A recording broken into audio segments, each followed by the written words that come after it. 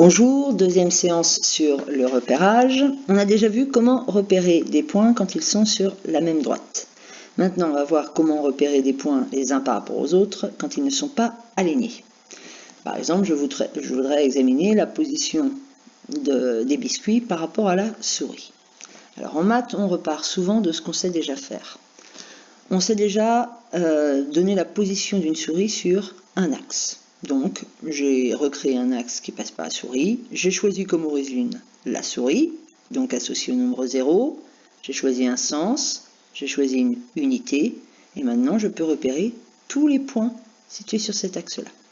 Je vais faire la graduation, mais pas seulement sur la droite, sur le plan complet.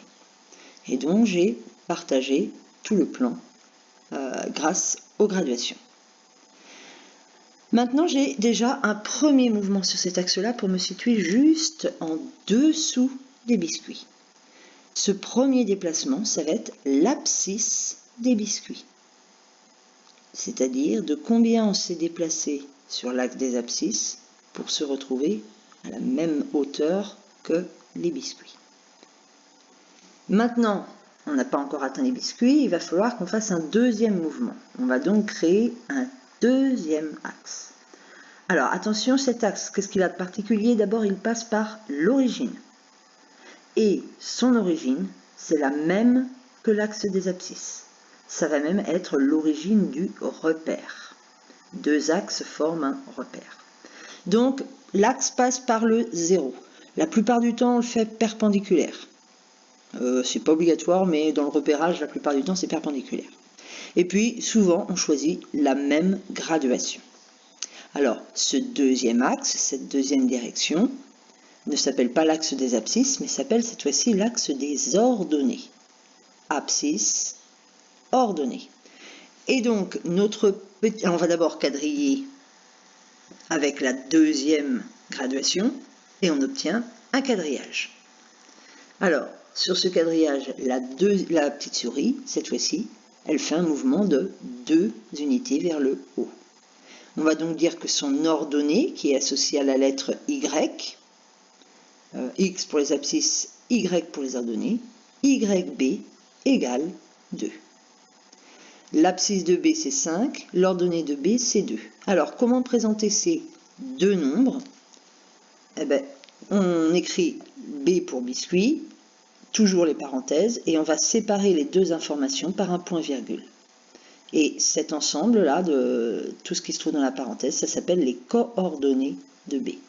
Abscisse, ordonnée, et les deux ensemble, le couple des deux nombres, s'appelle les coordonnées. Attention, très important, l'ordre des nombres compte. Le premier sera toujours associé aux abscisses, l'axe horizontal, à la lettre X.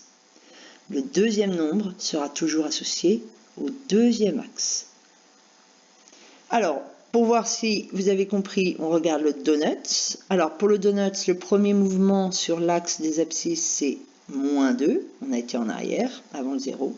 Et puis le deuxième mouvement sur l'axe des ordonnées, c'est -3. Donc, les coordonnées de D sont -2 et -3. Alors, bilan, pour se repérer sur un plan, il faut deux axes qui forment un repère. Le point d'intersection des deux axes est l'origine du repère, associé au nombre 0 pour les deux axes. Chaque point est repéré par deux nombres. L'abscisse du nombre qui est associée à la lettre X et qui est lue sur l'axe des abscisses, l'axe horizontal. Et puis son ordonnée qui est associée à la lettre Y et qui est lue sur l'axe des ordonnées, l'axe vertical. B a pour abscisse 5 et pour ordonnée 2, se note B, entre parenthèses 5 pour l'abscisse, 2 pour l'ordonnée, ou XB égale 5, YB égale 2. Ça veut dire l'abscisse de B est 5, l'ordonnée de B est 2. Dernière chose, alors là je m'adresse plus au quatrième.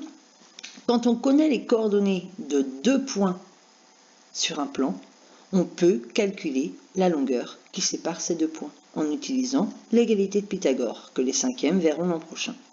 Alors, juste pour les quatrièmes, hein, cette longueur-là, bah, c'est xd moins xb, la longueur qui est ici.